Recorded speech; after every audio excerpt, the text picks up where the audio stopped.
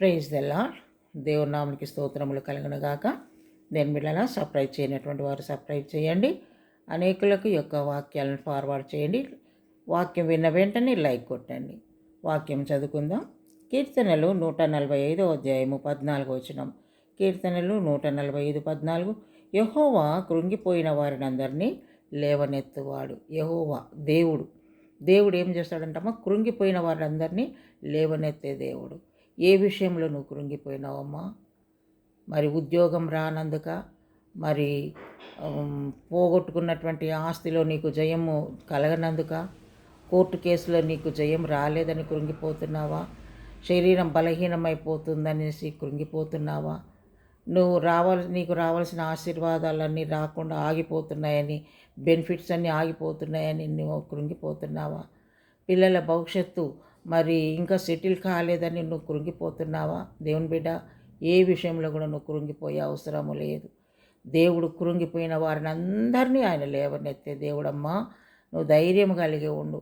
భర్త మారలేదని, మరి బంధుమిత్రాదులు ఎవరు కూడా నీకు సహాయం చేయడం లేదని, ఆర్థిక ఇబ్బందులకు గురి అయిపోయి అప్పులలో నువ్వు కూరుకుపోయినావేమో, ఆ విధముగా నీ హృదయం కృంగిపోతుందేమో.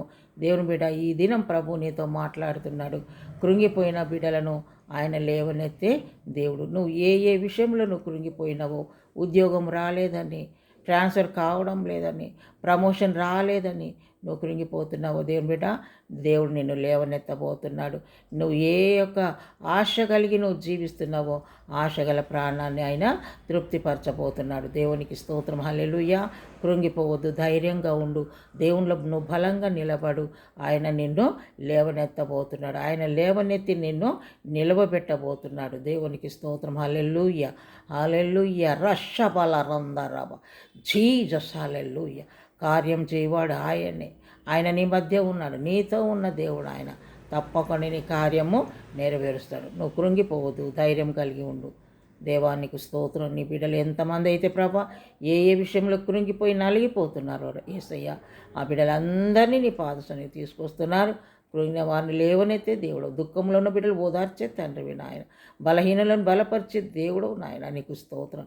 బిడ్డలను మీరు ఆశీర్వదించి బలపరిచి, వారి ఉన్నటువంటి పరిస్థితుల్లో నుంచి వారిని లేవనెత్తి నాయన నీ కృపలో వారిని వర్ధిల్లింపచేయమని నజరేయుడైన యేసు నామములో ప్రార్థించి అడుగుచున్నాము తండ్రి. ఆమేన్. Praise the lord. God bless you.